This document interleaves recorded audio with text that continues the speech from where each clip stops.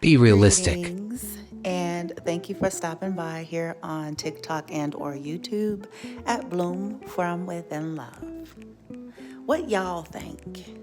All right, so I've been hearing and listening to various different topics of discussion in social media pertaining to why it seems after marriage things change. Okay, so people are having opinions. The dating phase, everybody is looking great, everybody is on fleek, tilt, whatever the word is nowadays. I don't know what the new word is, but everybody's at their best, looking good, care about their appearance, and it's just all great. And then the commitment comes in, the live-in situations come in, or the marriage, and it seems then everybody start looking raggedy, right?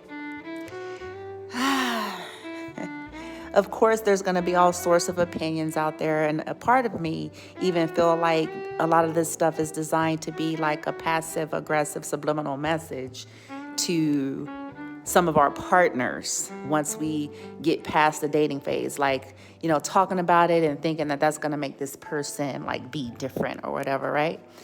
Now, I like to play devil's advocate. I like to be a neutral. I like to make it fair for all genders. But I also like to make it reality based on like what are the things that actually happen that changes dynamics, also including any type of toxic patterns or dysfunctionality that could be present in connections, which would have a toll on anybody. And I feel like this is something that we don't look at. Now, when it's the dating phase, most of us, first and foremost, our lives are still separate from one another. And we're not carrying the full weight and responsibility of another person and or children and households. So there's a level of healthy separation there. You're not exhausted with cleaning, taking care of kids, and all of the shit that comes with a close enmeshed relationship. So sure, that fire, that youthfulness and zeal is still there. Once the commitment comes in, there's a lot that changes, even in the most normal circumstances. Before it was just dating, having a good time. Now it's, I have all this weight on my shoulders.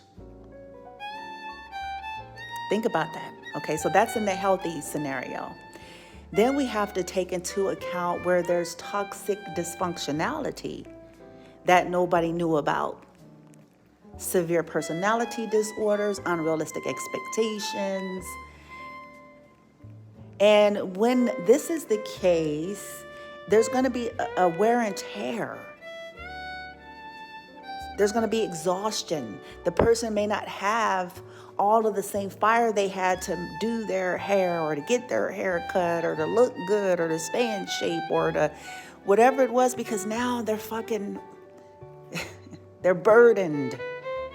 They're exhausted, especially in toxic dynamics, okay? So first we have a scenario, the most healthiest normal scenario, but it's still about the fact that all of life has happened.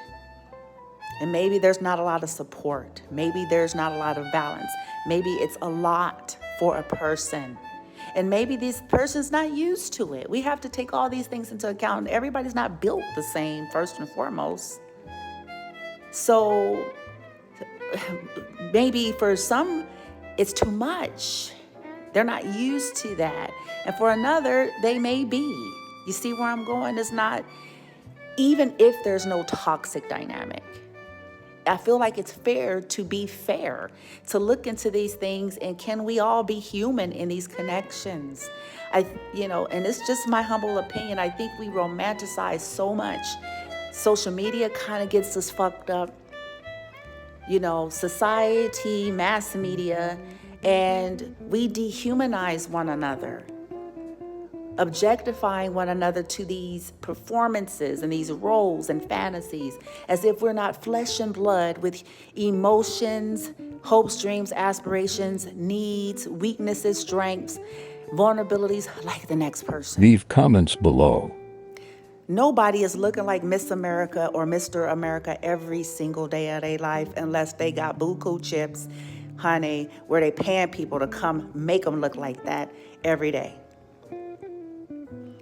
They got maids, they got servants, they got this, they got that. So when people got all of that stuff working for them, it's a lot different than folks who got to kind of manage it alone or with just one other person. So I'm just inviting you all to think about this and play with it. And, I welcome you to leave your comment and how you feel about it, your experience, and, only take it as it resonates, to each his own, yada, yada. But can we humanize one another again? These unrealistic expectations. Sure, it's fun, that dating phase, and you see the best of each other and it's fancy schmancy, but life.